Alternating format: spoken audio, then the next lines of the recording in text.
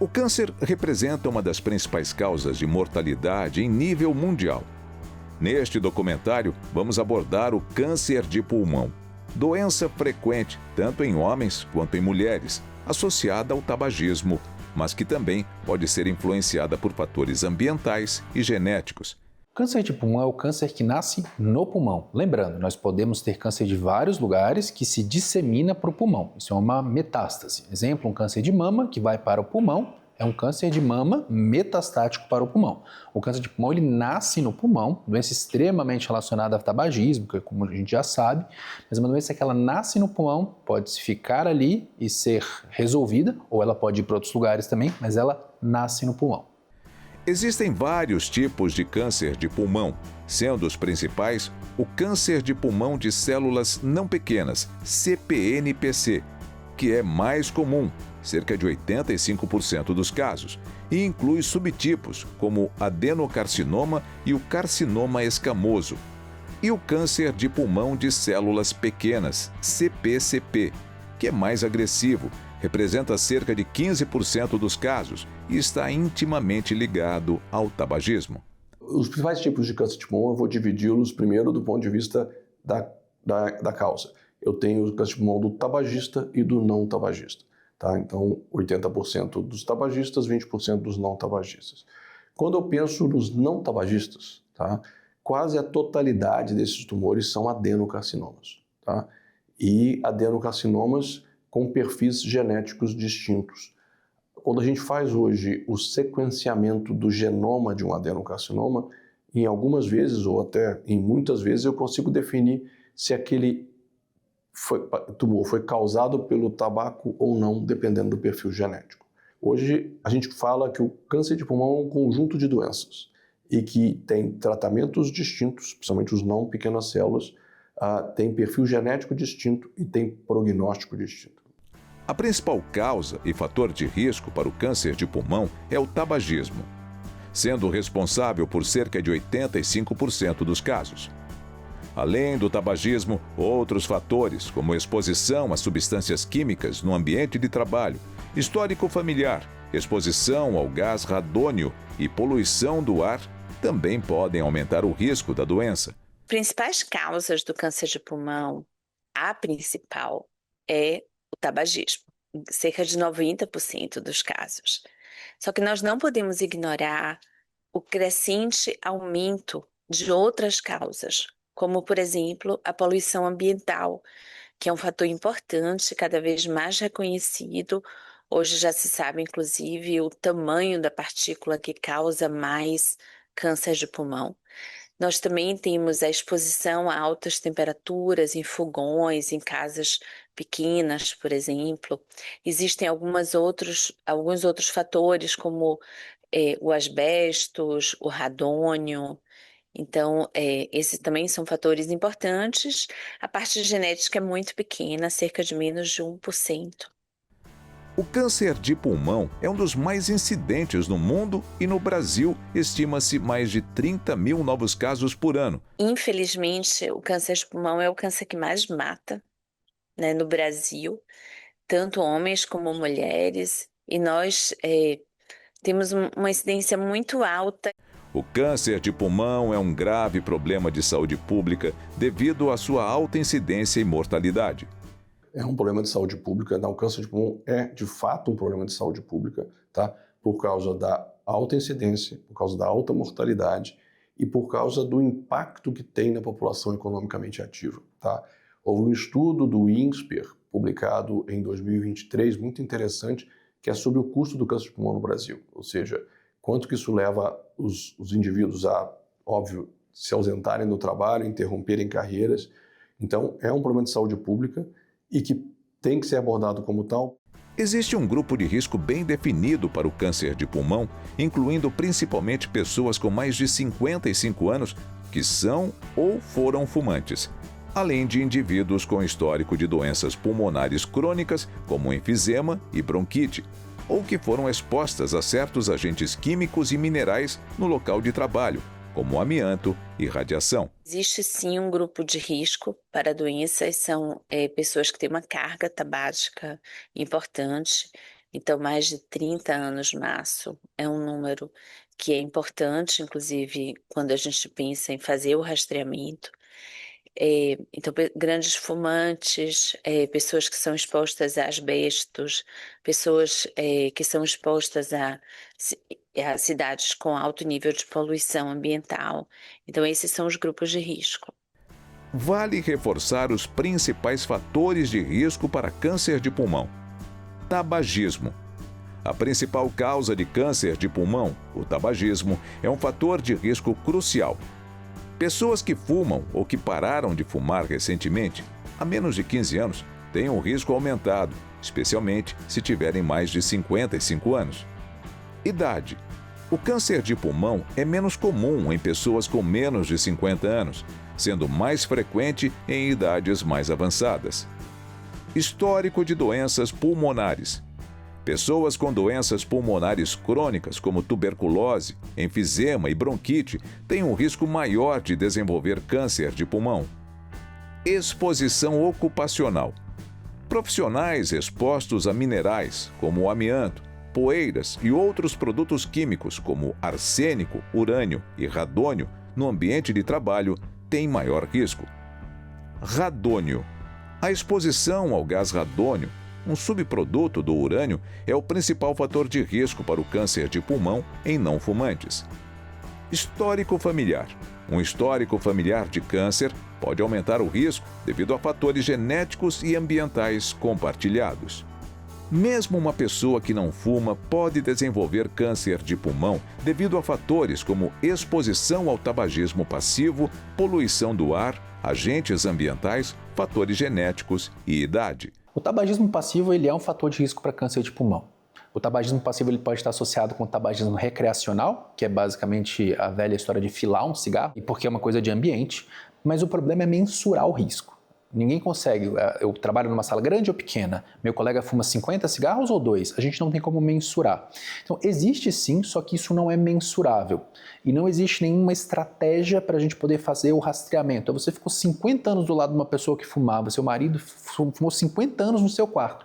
Não tem uma estratégia para isso. Mas sim, é uma coisa que aumenta, mas é muito incerto, não dá para mensurar quanto que é. Mas é lógico, assim como viver numa cidade muito poluída é um fator de risco, viver próximo de uma pessoa que fuma e tem o tabagismo passivo como fator, vai ser um fator de risco também. O câncer de pulmão pode apresentar diversos sinais e sintomas, embora frequentemente se manifestem em estágios avançados, o que dificulta a detecção precoce. Os principais sintomas do câncer de pulmão, eles são sintomas normalmente relacionados com a doença em estágio muito tardio. Então, por exemplo, é uma mudança de tosse num paciente que é fumante, que já tem uma tosse crônica, é uma perda de peso num paciente que já tem uma doença mais avançada,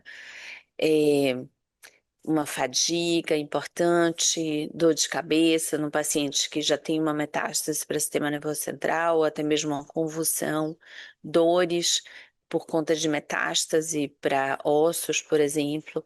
Então, esse é um fator preocupante, porque o câncer de pulmão ele tem um diagnóstico tardio por conta de sintomas relacionados com uma doença mais avançada.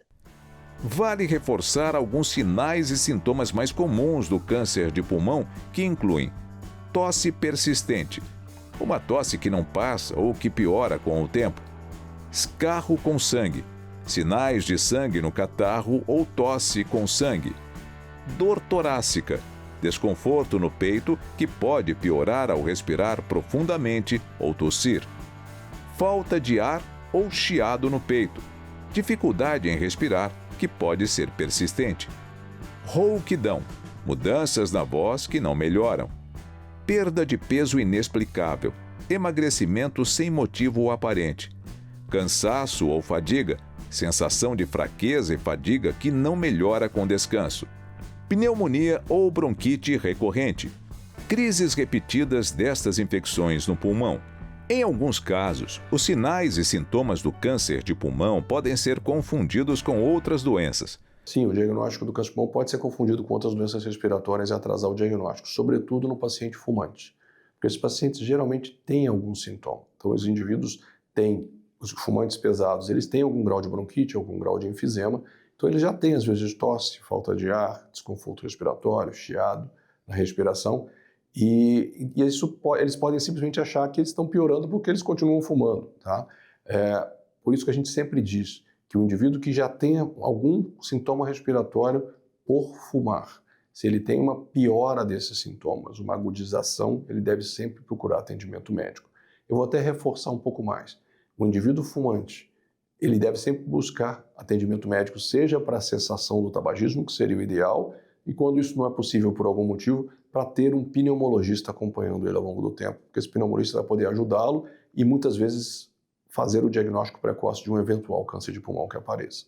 O diagnóstico do câncer de pulmão inicia-se com exames de imagem, como radiografias e tomografias computadorizadas para identificar tumores e metástases, e a confirmação é feita por meio de uma biópsia. O diagnóstico de câncer de pulmão, uma vez que o paciente tenha sintomas ou faça rastreamento, passa por um exame de imagem. Raio-x de tórax pode ver? Pode. Geralmente a gente só consegue ver lesões maiores no raio-x. Mas o principal exame que a gente tem para suspeitar é a tomografia de tórax. Então você vai fazer uma tomografia, ressonância, PET, isso tudo vem depois. É uma tomografia de tórax onde você vai ver uma imagem típica de câncer e se essa imagem for típica o suficiente, a gente tem que fazer a avaliação de biópsia.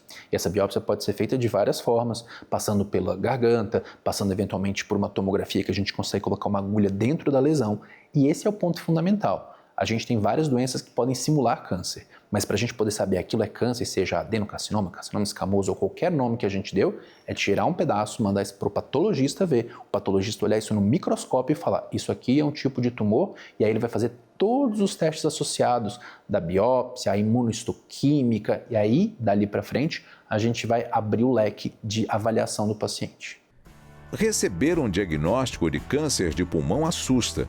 O diagnóstico do câncer de pulmão, ele assusta, porque ele ainda é considerado uma doença letal, né? Existem vários dogmas ainda que envolvem o câncer de pulmão, então é preciso que nós possamos discutir com a população, mostrar a importância do diagnóstico precoce, mostrar o aparecimento de várias terapias que têm prolongado bastante com qualidade de vida após o diagnóstico do câncer de pulmão.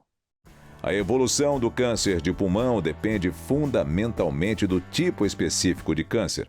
Bom, a evolução do câncer de pulmão vai depender do tipo do câncer de pulmão. Quando a gente fala do tumor de pequenas células, geralmente é uma evolução rápida. Essas células, pequenas células, elas se duplicam muito rápido. Então, muitas vezes, entre o paciente ter um nódulo pequeno identificável por tomografia e essa doença se tornar uma doença avançada, disseminada, pode ser uma questão de meses. Então, o diagnóstico tem que ser rápido e o tratamento tem que ser implementado muito rapidamente. Quando a gente fala do câncer de pulmão não pequenas células, também há uma variação, tá? Você tem tumores mais agressivos, mas geralmente não tão agressivos quanto do pequenas células. Então, essa evolução entre um nódulo suspeito e a doença se tornar avançada pode ser em meses ou anos, tá? Mas independente do cenário, o que vai definir a curabilidade desses pacientes é o diagnóstico precoce. Por isso que a gente sempre reforça a importância do rastreamento de câncer de pulmão. O câncer de pulmão é dividido em estágios ou estadiamento para classificar a disseminação e a gravidade da doença, que geralmente são representados por um sistema de numeração de 0 a 4. Os estágios são cruciais para determinar as opções de tratamento mais adequadas para cada paciente e ajudar a prever o seu prognóstico. O câncer de pulmão de pequenas células, ele é estadiado como doença limitada e doença extensa. Então, ele é doença limitada se ele pode ser incluído dentro de um campo de radioterapia, e ele é doença extensa se a doença está fora daquele campo de radioterapia, se existe uma doença metastática. No caso do câncer de pulmão de não pequenas células, nós temos 4 estadios. Nós temos o estádio precoce, o estádio 1, onde a doença ela é operável. O estádio 2, onde a doença também é operável, mas você já tem um comprometimento de linfonodos. O estádio 3 é uma doença que é localmente avançada, então ele ainda está dentro do tórax, mas ele já tem um comprometimento linfonodal importante. E o estádio 4 é quando o paciente já tem doença metastática à distância. Apesar de ser um câncer agressivo, pode-se dizer que existe cura para o câncer de pulmão. O câncer de pulmão tem cura, tá? A curabilidade nos estágios 1, principalmente o estágio 2, estão melhorando bastante, tá? Mesmo pacientes estágio 3 podem ser curados. Existe uma grande mudança de paradigma, tá? Há uns anos atrás, até 4, 5 anos atrás, se você dissesse a curabilidade de um paciente estágio 4, ou seja, com metástase, ela era tida na faixa de 1 a 3%, tá? Hoje, existem pacientes com estágio 4 realmente curados, tá? São pacientes, talvez os 15% de pacientes que se beneficiam muito da imunoterapia. Esses pacientes podem ter um controle prolongado da doença, tá? E que eventualmente pode levar ao desaparecimento definitivo do tumor. Ainda é cedo, né? A gente não pode fazer ainda uma afirmativa de que o paciente com estágio 4 seja curável, né? Porque isso não é disseminado, mas para alguns indivíduos isso é possível. Então a doença se tornou uma doença tratável, curável, desde que o paciente tenha um atendimento médico correto, não digo só com o oncologista, digo com a equipe multidisciplinar, né? O radio-oncologista, o cirurgião, a fisioterapeuta, o nutricionista. Existem várias abordagens para o tratamento do câncer de pulmão que incluem cirurgia, radioterapia, quimioterapia, imunoterapia, terapias-alvo. A escolha da melhor opção ou combinação de tratamentos depende do estágio da doença, do tipo específico de câncer de pulmão, da saúde geral do paciente e de outras características individuais. As principais abordagens no tratamento do câncer de pulmão dependem do estágio da doença, tá? O tratamento clássico e que é o grande responsável por curar os pacientes é a cirurgia, mas nem todo mundo pode operar, seja porque não tem um pulmão bom para operar, às vezes é a pessoa que fumou a vida inteira e não tem capacidade que tire um pedaço do pulmão, ou porque o tumor é muito grande ou se disseminou por algum lugar. Então, cirurgia sempre vai ser uma perspectiva muito importante se ela for possível. Radioterapia é uma outra estratégia que a gente pode curar os pacientes. Às vezes não dá para operar, mas dá para a gente fazer a radioterapia para aquele tumor ali ser bombardeado por radiação e essa radiação matar as células e a gente pode também resolver o problema. Agora, do ponto de vista da estratégia de tratamento que a gente usa, a gente chama de sistêmico, existem 3 coisas acho que a gente pode definir. Quimioterapia, que é o tratamento que mata diretamente as células. Muita gente fala, puxa, mas esse é um tratamento muito antigo, existe há mais de 60 anos a quimioterapia, mas ele ainda tem o seu papel, ele ainda é capaz de ajudar a curar os pacientes, ajudar o cirurgião, ajudar depois da cirurgia, ajudar a radioterapia. Existe a terapia-alvo, e a terapia-alvo depende, como no próprio nome diz, de um alvo, que é um tratamento direcionado contra uma alteração molecular específica daquele tumor. Então, se eu tenho uma fechadura que eu consigo colocar a chavinha para poder o negócio funcionar, esses são tratamentos que funcionam muito bem, embora eles muitas vezes não consigam curar os pacientes, dão muita qualidade de vida. E a imunoterapia, que é um tratamento que estimula o próprio corpo do paciente, o próprio sistema imune do paciente a trabalhar contra o tumor. Ora, por que o tumor dissemina? Por que ele escapa? Por que ele vai para outros lugares? Porque o nosso sistema imune não consegue patrulhar ele ali. Então, se eu consigo estimular o reconhecimento, eu consigo ter respostas. E esses tratamentos todos que eu falei, não tem uma receita de bolo. Estágio 1 é isso, estágio 2, estágio 3, estágio 4. Eles podem ser combinados de acordo com cada paciente na personalização do tratamento. A participação de uma equipe multidisciplinar é essencial no tratamento do câncer de pulmão para garantir um cuidado integral, focado tanto na doença quanto no bem-estar do paciente. A existência de uma equipe multidisciplinar ela é extremamente importante no tratamento de qualquer tipo de câncer, principalmente do câncer de pulmão, inclusive com a equipe de cuidados paliativos, porque foi demonstrado em um trabalho muito elegante que essa adição dos cuidados paliativos, ela consegue prolongar a vida dos pacientes, né, principalmente com doença avançada. Então é importante você ter psicólogos, nutricionistas, fisioterapeutas, fonoaudiólogos, enfermeiras, todos cuidando daquele paciente de forma integral. O tratamento para o câncer de pulmão pode ter efeitos colaterais dependendo do tipo de tratamento utilizado. É essencial relatar qualquer sintoma ao médico, que poderá ajustar o tratamento ou a dose, se necessário. Todo tratamento pode ter efeito colateral. Um analgésico comum que a gente compra em farmácia pode ter efeito colateral, um remédio para febre pode ter efeito colateral. Mas é lógico, o efeito colateral ele é tanto maior, entre aspas, quanto maior o problema que a gente tem. Então, existem efeitos colaterais da quimioterapia, da terapia-alvo, da imunoterapia, da cirurgia, da radioterapia. Cada um tem sua particularidade. O problema que a gente vê aqui é a gente lidar a necessidade, a quantidade do tratamento que a gente aplica para cada necessidade. Eu não preciso dar quimioterapia para todo mundo, eu não preciso operar todo mundo, eu não preciso dar imunoterapia para todo mundo, porque qualquer um desses tratamentos que a gente venha a propor vai gerar algum tipo de efeito colateral. O câncer de pulmão pode recidivar, o que significa que retorna após o tratamento inicial em um período de remissão. A probabilidade de recidiva depende do tipo de câncer, do seu estágio no momento do diagnóstico e dos tratamentos utilizados.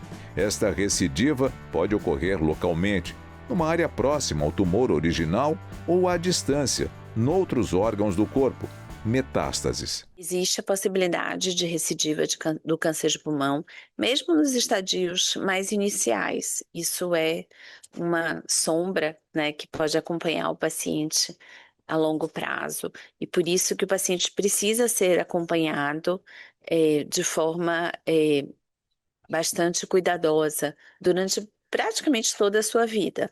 A ajuda psicológica é importante no tratamento do câncer de pulmão, pois o diagnóstico abala emocionalmente. A ajuda psicológica em pacientes diagnosticados com câncer, e quando eu falo câncer eu não estou me referindo exclusivamente ao câncer de pulmão, ela é fundamental.